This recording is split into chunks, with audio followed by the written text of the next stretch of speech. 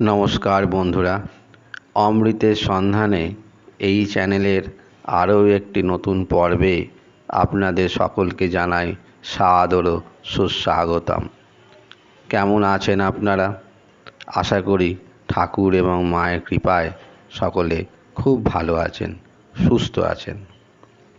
আমরা আমাদের চ্যানেলে স্বামী বিশ্বাশ্রয়ানন্দের রচনা অবলম্বনে সংক্ষিপ্তাকারে এবং সহজ সরল ভাষায় ঠাকুর শ্রী রামকৃষ্ণের জীবন কাহিনী প্রকাশ করে চলেছি।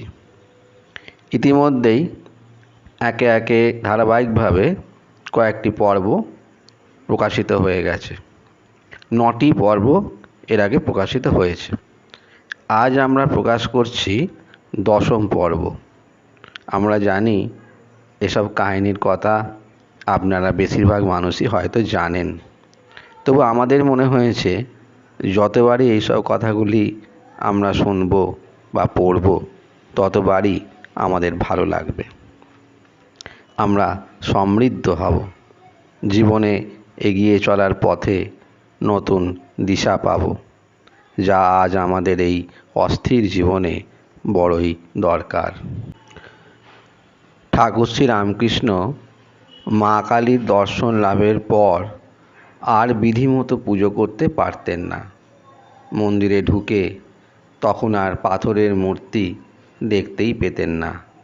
দেখতেন রূপের ছটায় ঘর আলো করে মা দাঁড়িয়ে আছেন। নাকে হাত দিয়ে দেখেছেন সত্যি সত্যিই নিঃশ্বাস পড়ছে। মা নড়াচড়া করছেন, কথা বলছেন। অনেক সময় মায়ের আর তর সইত না। মন্ত্র পড়ে নিবেদন করার আগেই মা থালার কাছে বসে খেতে শুরু করতেন। দেখে ঠাকুর শ্রী রামকৃষ্ণ বলতেন, দাঁড়া মা, আগে মন্ত্রটা বলি, তারপর খাবি। কোনো দিন বা শ্রীরামকৃষ্ণকে মা বলতেন, তুই আগে খা, তারপর আমি খাবো। তখন আগে নিজে কিছুটা খেয়ে বাকিটা মাকে খাইয়ে দিতেন।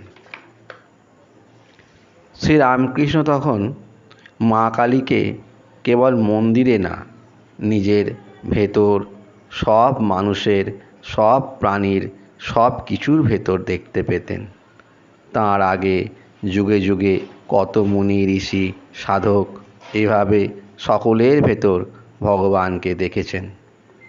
একদিন পুজোর সময় মন্দিরে একটা বিড়াল ঢুকল।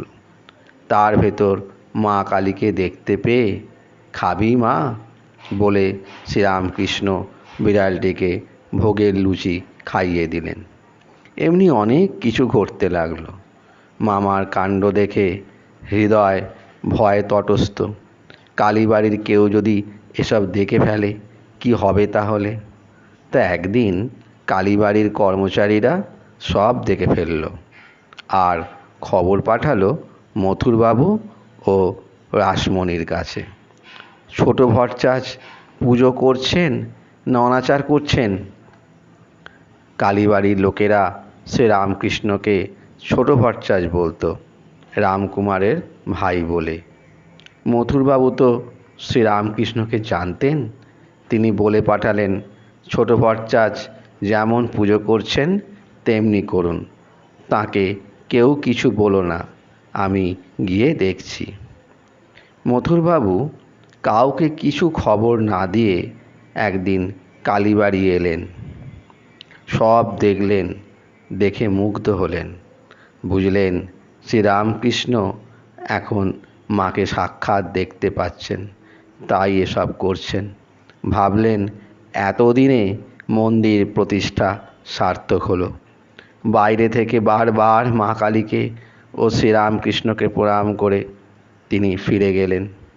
ফিরে গিয়ে কর্মচারীদের জানালেন, ছোট ভট্টাচ যেমন খুশি পুজো করুন, তাকে কেউ কিছু বলো না, কেউ বাধা দিও না।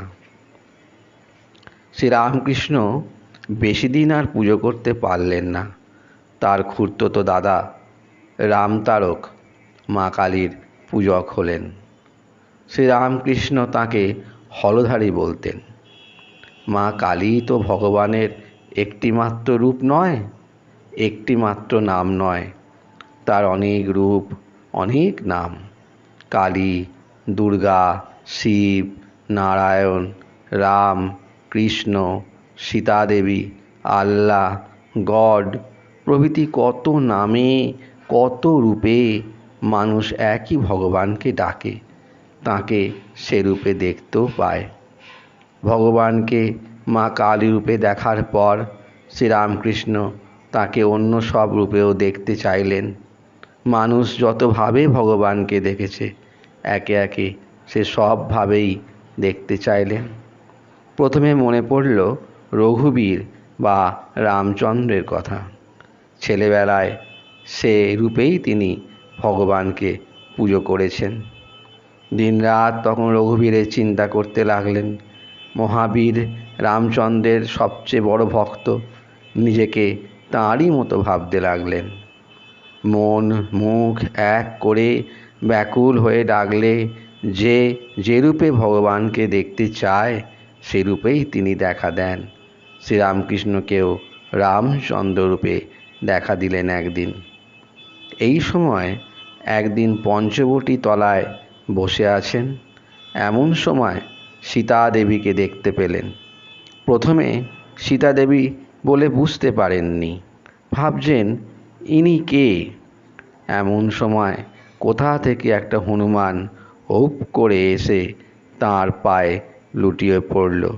তখন বুঝলেন ইনি সীতা দেবী। কামারপুকুরে চন্দ্রমণি দেবীর কাছে খবর পৌঁছলো যে তাঁর ছেলে পাগল হয়ে গেছে, কাজকর্ম করে না, দিনরাত শুধু মা মা বলে বা রঘুবীর রঘুবীর বলে কাঁদে। চন্দ্রমণি ব্যাকুল হয়ে শ্রীরামকৃষ্ণকে কামারপুকুরে আনালেন। ভাবলেন ছেলের বিয়ে দিই, তাহলে শান্ত হবে, সংসারে মন বসবে। বিয়ের কথায় শ্রীরামকৃষ্ণ আপত্তি তো করলেনই না, বরং বললেন জয়রাম বাটির মুখুজ্জেদের বাড়িতে খোঁজো, সেখানে কোণে কুটো বাঁধা হয়ে আছে। কুটো বাঁধা হয়ে আছে মানে আগে থেকেই ঠিক হয়ে আছে। সত্যি সেখানে কোণে পাওয়া গেল। জয়রাম বাটির রামচন্দ্র মুখোপাধ্যায়ের 5 বছরের কন্যা সারদামণির সঙ্গে 24 বছরের শ্রীরামকৃষ্ণের বিয়ে হয়ে গেল। চন্দ্রমণি গরিব, বৌমাকে গয়না কোত্থেকে দেবেন। লাহাবাবুদের বাড়ি থেকে গয়না ধার নেওয়া হলো, বিয়ের পর ফেরত দেওয়া হবে। তাই দিয়ে সাজিয়ে সারদা দেবীকে কামারপুকুর নিয়ে আসা হলো। গয়না ফেরত দিতে হবে। চন্দ্রমণি ভেবে আকুল, ওইটুকু মেয়ের গা থেকে কোন প্রাণে গয়না খুলবেন।